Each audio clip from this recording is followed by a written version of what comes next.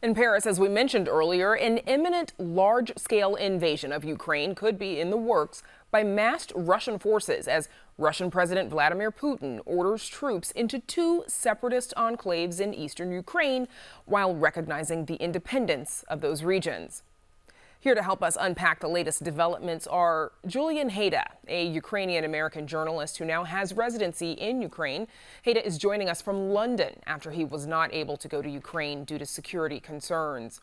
Cecile Shea, a non-resident senior fellow on security and diplomacy at the Chicago Council on Global Affairs.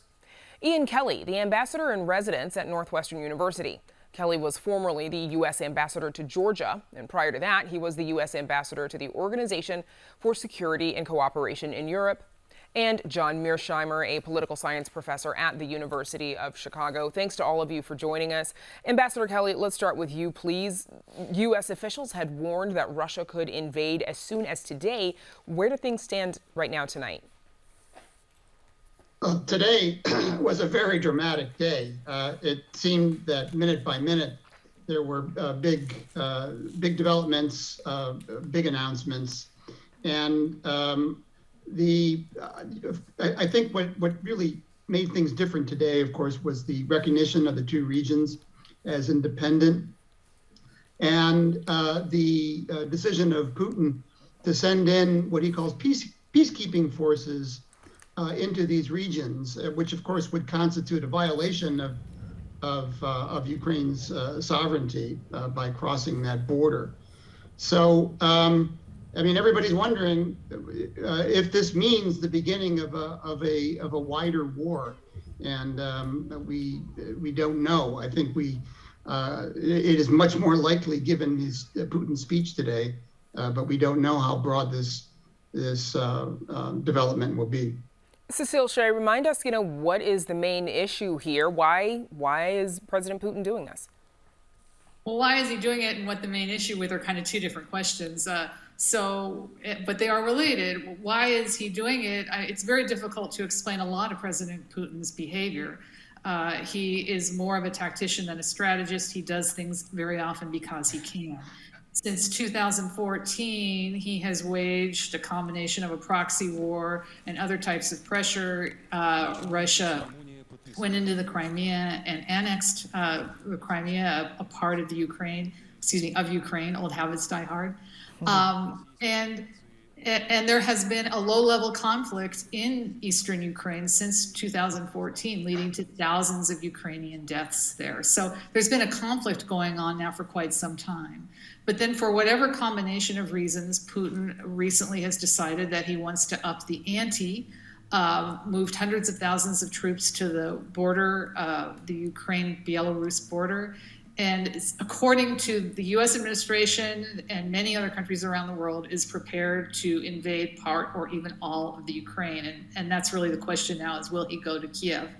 He claims two things. One is that the section of eastern Ukraine where he has in secret been fighting a proxy war for a number of years now, and now today has come out publicly and said that Russia is going to be involved in eastern Ukraine.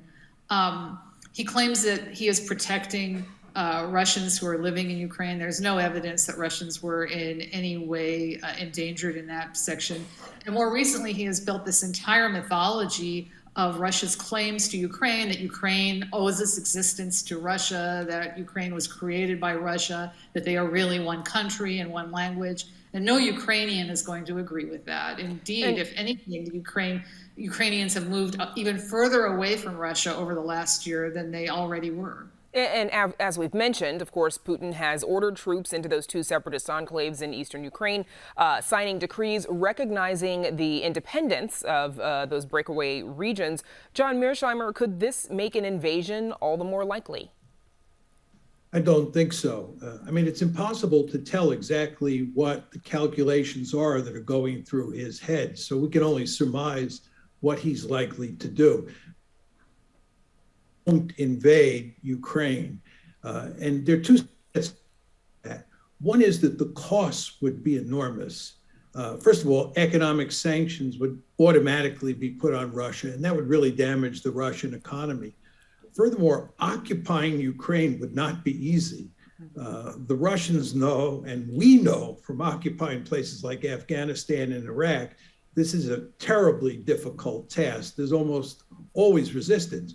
You want to remember that when the Russians occupied Eastern Europe, or the Soviets occupied Eastern Europe during the Cold War, they had all sorts of problems. They had to invade Hungary in 56. They had to invade Czechoslovakia in 68. It's a messy business. So I think the costs are great. And I think he doesn't need to invade to accomplish his goals. He's getting the attention that he wanted. The world is focused on what he wants. He's made it clear that Ukraine is not going to become part of NATO. And at this point, it's almost impossible to see how Ukraine will become part of NATO. And furthermore, I believe that he's sowing divisions within the West that will manifest themselves over time. So I think if he's smart, he'll just sit back and continue to pull the levers as he's been doing over the past year or so. And he'll drive us into a lather and cause us all sorts of problems. And in the end, he'll get what he wants because Ukraine is not going to become part of NATO. I want to get Julian Hayda in here, obviously having some strong connections in Ukraine. What are Ukrainians feeling right now? Do they think a Russian invasion is likely? Well, Ukrainians are very quick to remind anybody who asks if an invasion is likely that Ukraine has already been in a state of war for the last 8 years since 2014. You know, will there be an invasion? If you look at reports from various independent bodies and digital forensics journalists, there have been Russian forces not only in Crimea, but in the occupied eastern regions already. So to send troops there is an invasion because the internationally recognized borders of Ukraine include Donetsk and Luhansk. So, you know, Ukrainians want peace. The president of Ukraine, Volodymyr Zelensky, gave an address to the nation about an hour ago. He said, and this is a direct quote, I just translated it, a country that has been supporting war for the last 8 years cannot say it stands for peace, which is, of course, what Russia is saying. Russia is saying that it is protecting its own interests in the name of peace. But the reality just doesn't play that out. And regarding the question of NATO, did Ukraine invite this? You know, frankly, I find it victim blaming. Ukrainians didn't ask for war.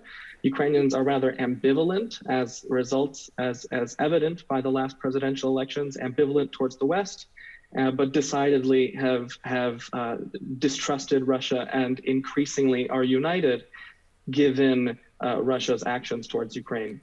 Julian, quickly, how do you believe President Biden and his administration have handled this situation? Well, it's really difficult to say. Many people in Ukraine are asking, why did the United States respond to Russian antagonism now of all times? But I think that is now behind us, given the fact that Russia's provocation of Ukraine has already begun to take lives. And so I'd really, want to focus on the fact that Ukrainians do hope for a peaceful solution to this conflict. They are very, appreciative of Western support, but 70% of Ukrainians don't believe that there is necessarily a diplomatic solution to this, which is alarming. Ambassador Kelly, what do we know about this alleged list of Ukrainians that Russia has identified if it does, in fact, invade and occupy the country? Well, it's very chilling news, first of all.